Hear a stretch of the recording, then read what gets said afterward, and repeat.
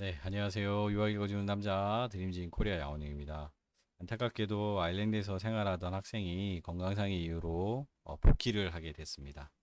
그래서 그 복귀가 이제 결정되고 난 다음에 학생이 가지고 있는 짐들을 좀 정리하고 이제 한국 가져오는 와중에 이제 학부모님께서 부탁하신 내용이 있어 현지의 학교에서 이 학생을 관리하는 것이 아니라 현지 가디언이라고 해서 저희 회사와 계약이 되어 있는 아이리시 컴퍼니가 이 학생을 look after 하고 있는데 그 부분에 대해서 이제 메일 보내고 메일 받은 내용에 대해 잠깐 정리 좀 한번 해볼까 합니다.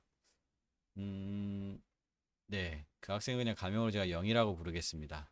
가디언입니다. 가디언이 저에게 보낸 편지입니다. 어저께 영희하고 이제 이야기했고, 거의 짐을 다 싼 것 같다.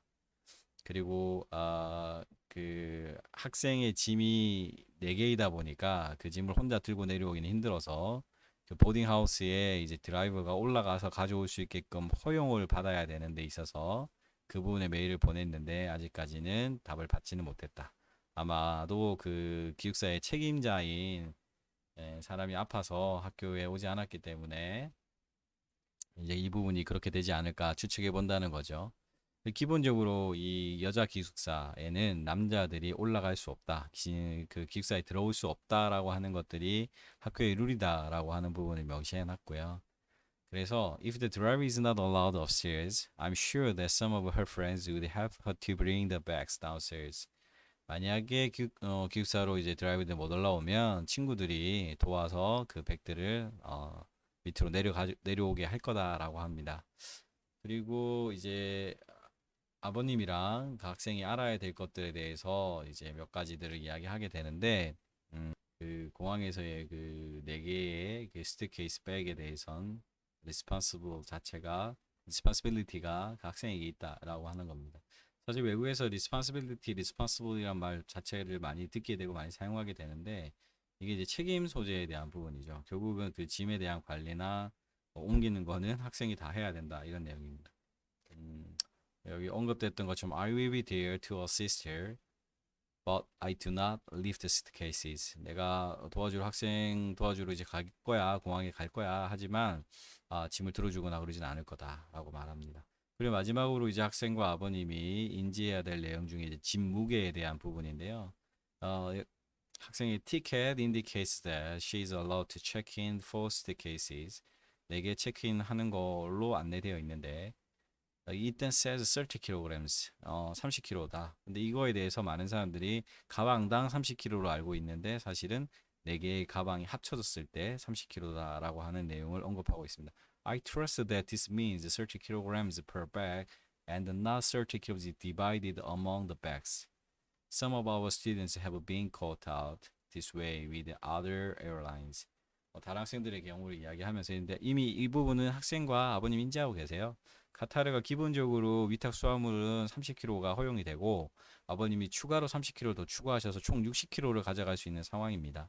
그래서 가방 4개에 대한 부분이 한 60kg만 커버된다라고 하면 가져가는데 문제 없을 거라고 생각해요. 또 아버님이 알아보신 카타르 항공 내에서는 가방의 개수는 상관없다라고 이야기했답니다. 이메일 받아가지고 아버님께 전달해드렸고요. 사실 에이전트로서 좀 안타까운 건 뭐냐면 제가 아일랜드에서 한 8년 있으면서도 그런 경험들 조금씩 해봤는데 사실 한국인 정서상으로 한국에서 너무나 당연하게 이제 그런 부분들이 적용받을 수 있는 것들도 해외에서는 그게 잘 안 되는 경우들이 있어요. 그러니까 룰이라고 하는 게 정해지고 나면 그거를 번복하거나 예외상으로 가져간다는 게 현실적으로 어렵다는 거죠.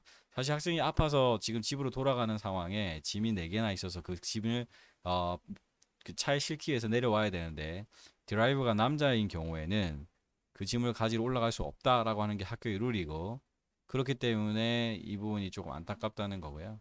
또 본인도 가디언이긴 하지만 내가 짐을 들어주는 사람은 아니야 라고 생각하는 그런 부분이 없잖아 있습니다. 당연한 겁니다. 사실은 그 가디언 역할이 그걸 포함하는 건 아니니까요.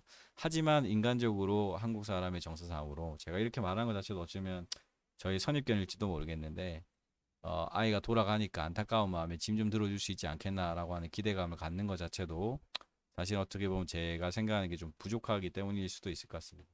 그럼에도 불구하고 여전히 안타까운 것 같고요. 다행히 아버님도 이해 잘 해주시고 학생이 신체적으로 그렇게 많이 뭐 가방을 못 들 정도는 아니어서 잘 마무리해서 돌아갈 수 있을 거라고 생각이 듭니다. 자녀를 외국에 보낼 때 이런 사소한 문제들이 이제 아이들에게 또는 부모님들에게 또는 가디언들과 중간 역할을 해야 되는 에이전트로서의 어려움이 아닐까 생각해 보고요. 이 영상 남기면서 모쪼록 한국에 돌아와서 건강 잘 회복하기를 기도하고 기대합니다. 이상 유아 읽어주는 남자 드림징 코리아 양원영이었습니다. 감사합니다.